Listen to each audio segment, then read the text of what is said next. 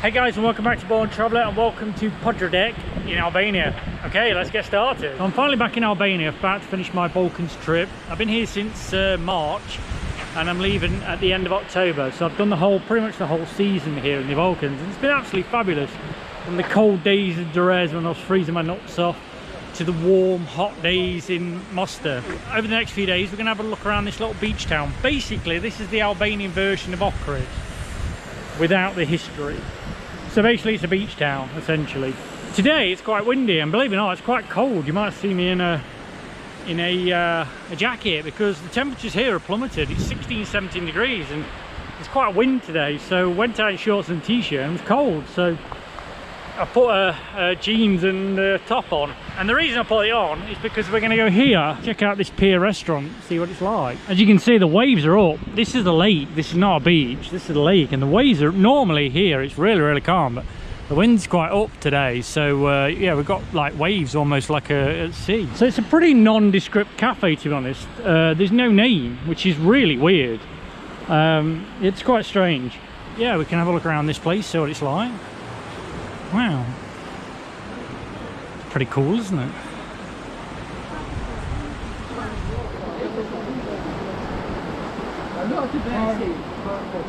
So if you really wanted to as well, you could go swimming. There's a little step here.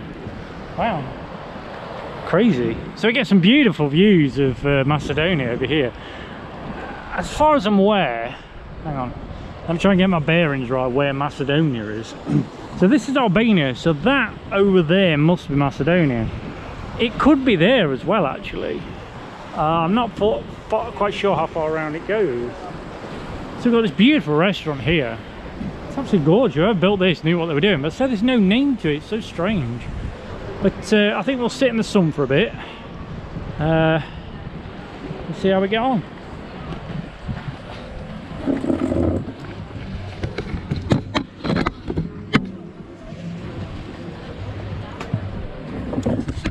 Quite strange, because last time we did this I was in Durrës, did exactly the same thing. You know, Albania, they do like to build the cafes and restaurants, you know, in the water. So I stay like half an hour. I'm freezing my nuts off. I can't believe how cold it is. Maybe it's because I'm not used to cold temperatures anymore. It's been like 40 degrees, and suddenly when it's like 17, you really feel it. Like, it is absolutely bastard freezing today.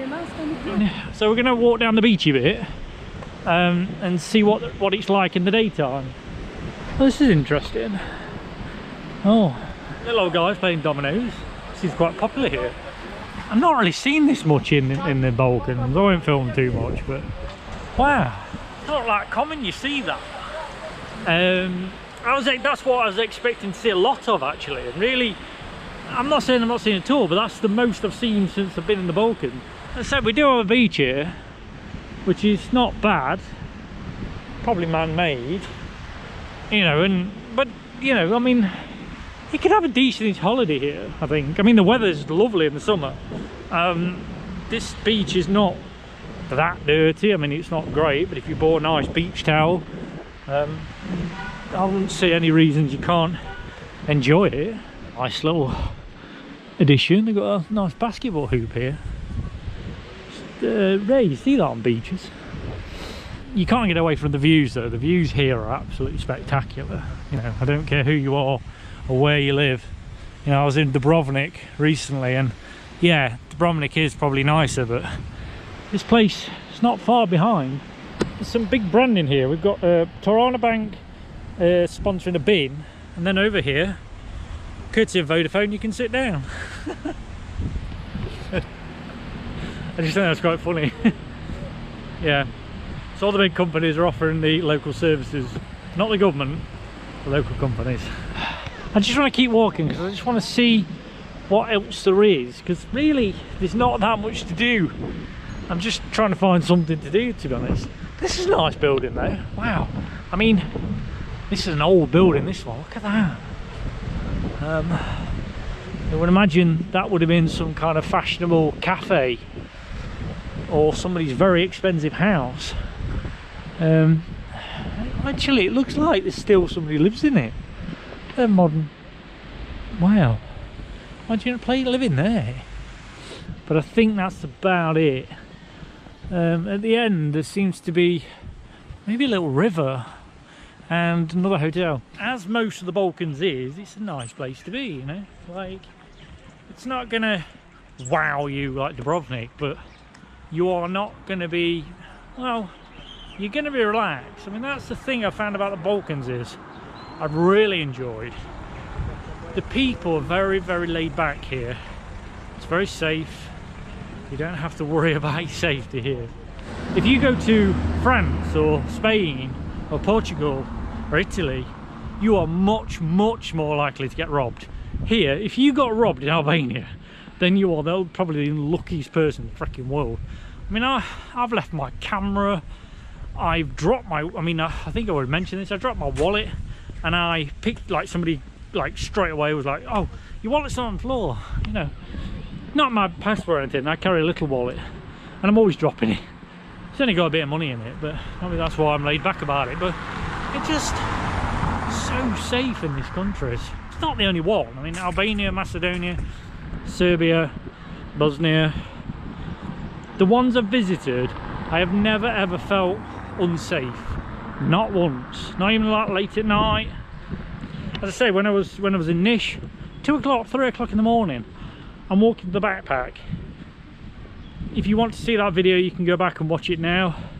I'm literally there 2, 3 o'clock in the morning and nothing happened. If you're a solo traveller as a female, I would highly, highly recommend the Balkans, because I don't think you'd have any problems. The men here are quite respectful.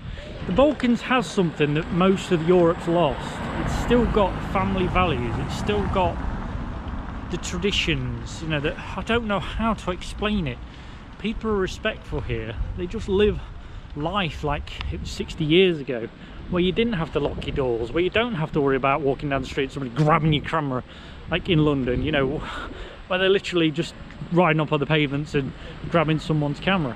I could leave my camera, I swear to God, I could leave my camera, no one will touch it. They will go out of the way to find you. Just, there's a different respect here.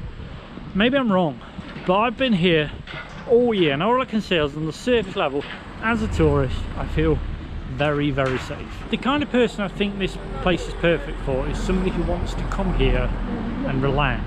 Like, if you want to come here and get away from like society and just live in a quiet place that's beautiful, has good food, has everything you need, this place is it.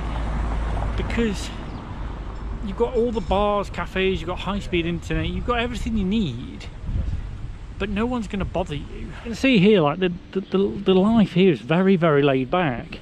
I mean, like I said, the weather's not great today. It's okay, it's good enough to be out and go for a walk, but it's quiet, you know. There's no craziness here. So if you're writing a book or you want to be in like work mode, but you want to be somewhere nice so that you can go out and, you know, just get away and be on your own, this is really, really good actually. All along the front here, there are places saying rooms for rent, rooms for rent. Now, this is out of season, so if you could find somewhere that's got decent heating, because you definitely need heating. You see the apartment blocks here are huge. You can find somewhere, right, really, really cheap in the winter. I would imagine you could probably negotiate down to like 200 euros. If you want to be in what they call monk mode, where you're just like completely focused, there's no distractions, this would be a really, really good place. It's very relaxed. Oh, look at that. Oh, it's like a serpent. That's quite cool. I don't know what that's supposed to represent. So you got the hotel Henekalena. Looks quite posh, doesn't it? That's on the beachfront as well, by the way. So from the beachfront here, wow, look at this. This is cool. I haven't seen this bit. This is a new bit. Wow, look at this.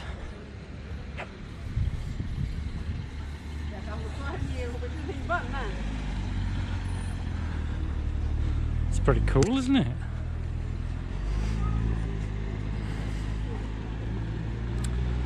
Oh, wow.